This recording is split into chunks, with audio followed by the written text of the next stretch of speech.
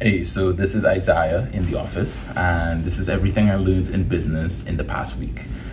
So, the first thing that really stood to mind is that partnerships are massive.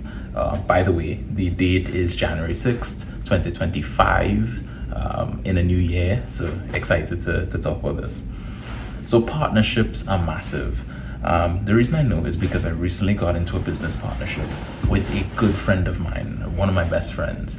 And what I noticed is in the initial planning for it, this is an online learning community to bring people information about learning social skills.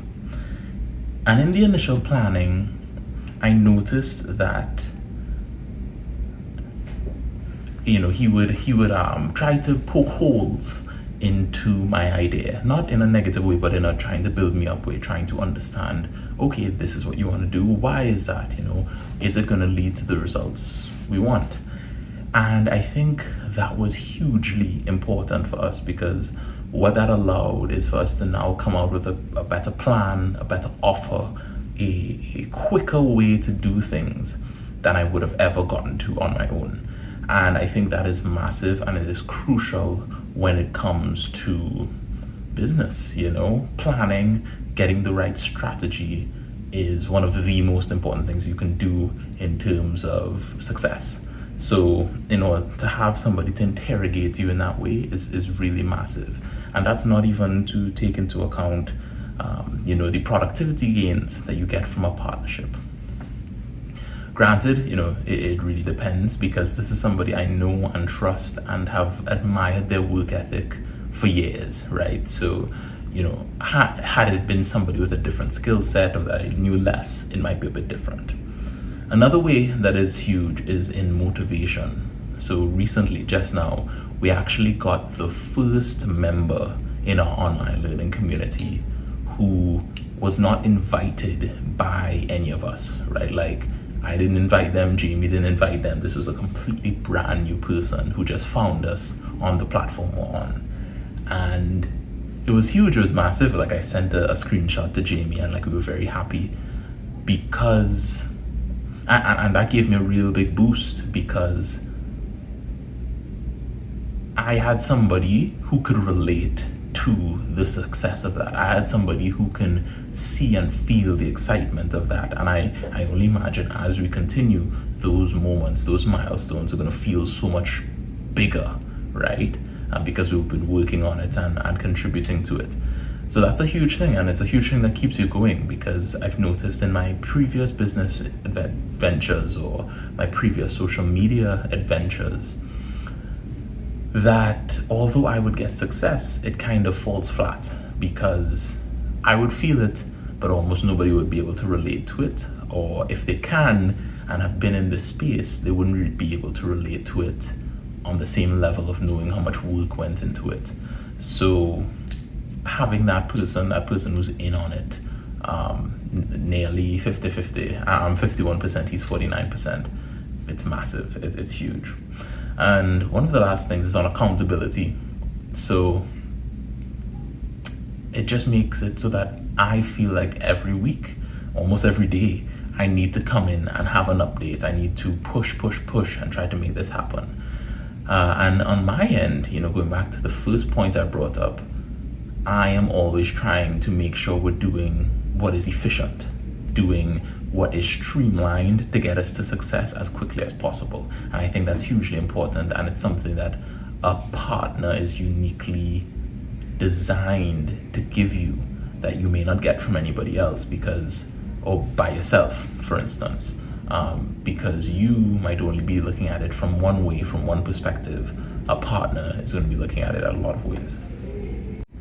Okay, so had to pause there for a second, but yeah, I think that's huge. All right, when it comes to, I guess the last thing I think partnership is good. One thing that I've also noticed, and this is kind of involved in the partnership, is that when you're making and doing things with multiple people, even when you're doing things with yourself, I think note-taking and having a proper system, a proper knowledge base, is so important, and it's such a compounding benefit as you go day on day, year on year, for productivity, for growing the business, for like just helping you skip steps. So Jamie set up this really great knowledge base where it is this nice place where we can put all our information, all our notes. And he's also been like a real champion when it comes to note taking. So when we're having our conversations, when we're having our synchronous chats, he's taking notes, he's writing down what is being said. And what that does is at the end of it, at the end of the chat, we can now go back in and see very clearly, oh, this is what we talked about, this is what we decided, this is what we're gonna do. And I've been doing a decent part in making sure these chats go well, because I will lay out our agenda and lay out what are the goals of this meeting, what are the things we're trying to talk about, and then what we expect to have at the end of this and what the next steps are. So that also gives us a really great structure. So we not only know where we are, we know what we're going to do today, but we know what we're trying to do in the future. And that plus the note taking plus the knowledge base means that when we're finished and when we're ready to do our own individual work, it's so easy, it's so quick, because now all we have to do is jump in the document and see, okay, what needs to be done, add it or work on it. In the past, in for instance, work that I've done at the MDT or work that I've done on my own, something that tends to happen is you might have a meeting, but a lot of the meetings content, a lot of the deliverables get forgotten, right? Just because the day is long, but mostly because nobody took notes on it. And what that means is that you then need to have to go back to people to talk. There's a ton of efficiency loss, there's a ton of productivity lost. Not to mention, most meetings, in my experience, have been long and drawn out for almost no reason. That's just been my experience. And I really think a great way to improve meetings, other than the things I've just said just now, is seeing what can be done as much as possible asynchronously. And I'd say this is my third lesson for the week. What we've been doing, Jamie and I, we've been communicating through the knowledge base and through just messaging on Signal, and trying as much as possible to get information to each other asynchronously, meaning not at the same time. So what that has allowed us to do is, I might be working on a document and I'll send it to him, and then he'll leave his comments in the Notion document, and then I will see them, I will review the comments, I will edit it, and usually that's where we stop. And then by that time we're ready to have a synchronous call. So what that does is now we've probably cleared out 80% of the conversation that we were going to have the synchronous call. That means the synchronous call gets to be as much as 5 times quicker, because instead of getting all the original feedback from scratch and talking about that, now we're going straight into finalization rather than introduction. That is such a massive +1 for productivity, especially since both of our times are so minimized because we're working on other things. And sometimes it completely eliminates the need for a call altogether, because it eliminates the need for a call, because sometimes, by the time we send our comments back and forth, the remaining comments aren't even that big of a deal or isn't anything large or substantial, and then we're done. I think it's a massive +1. I think in any venture that I go into in the future, I'm definitely going to have a Notion document, or at least some sort of document that allows you to comment directly on it, to have those comments resolved. And that's going to be the primary way that I look for feedback going forward, assuming the members are okay with it. Because meetings are a waste of time most of the time, unless people in the meeting are very intentionally set towards the meeting and having it run efficiently, at least in my experience, are a waste of time. But that's just me.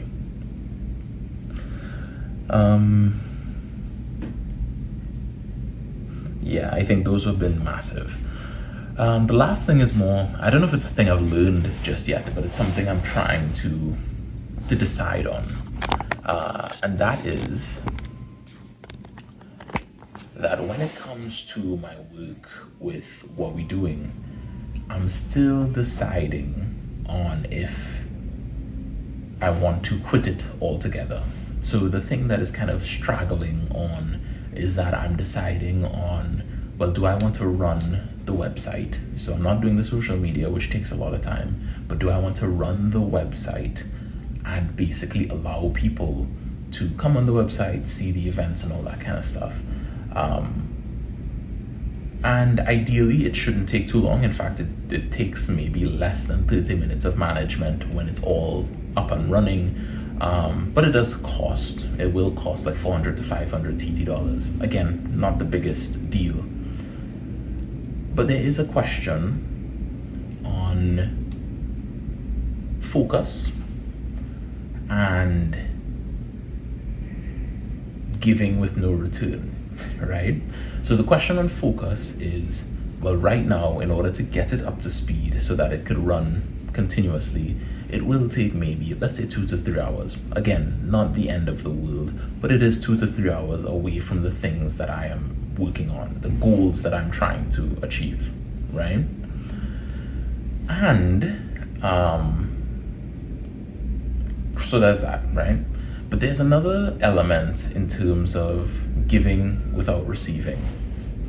Alex Hormozy had a really good discussion in his School Games Q&A where he says that most entrepreneurs are givers, right? Most successful ones are givers.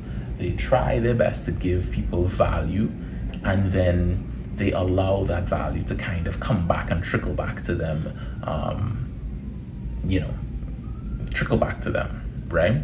Usually what he's talking about is like they will give things for free, things that the people want, and then make an ask, right? I'm gonna give you a free revamp of your social media and this and that and the other, and then come in and say, hey, by the way, I would like to learn this from you. Would you like me would you allow me to do it? And that's fine. Not fine. That's obviously a really great strategy. But I don't know if it's a blanket advice. So for me, what that would involve is I will, of course, be giving up 500 TT a month. So that's 6,000 TT dollars at the end of the year. Between paying Jordan, Jonathan, and also probably even more, right? Probably even more through like costs of maintaining the site and all this sorts of stuff. And I'm doing that to give people this site, this location that allows them to find events and experiences. Right now on the website, maybe there's 3,000 people who come on a month. So yes, it's giving. Yes, it is supporting the people. But at the end of the year, might I look at $6,000 and be like, that's a bit much. Yeah, I guess the thing I'm trying to figure out is there's one thing to be giving, but there's another thing to when it involves an investment, like a literal monetary investment. $6,000 a month is it's not small, especially if it's for a quote unquote business which you are not returning money on.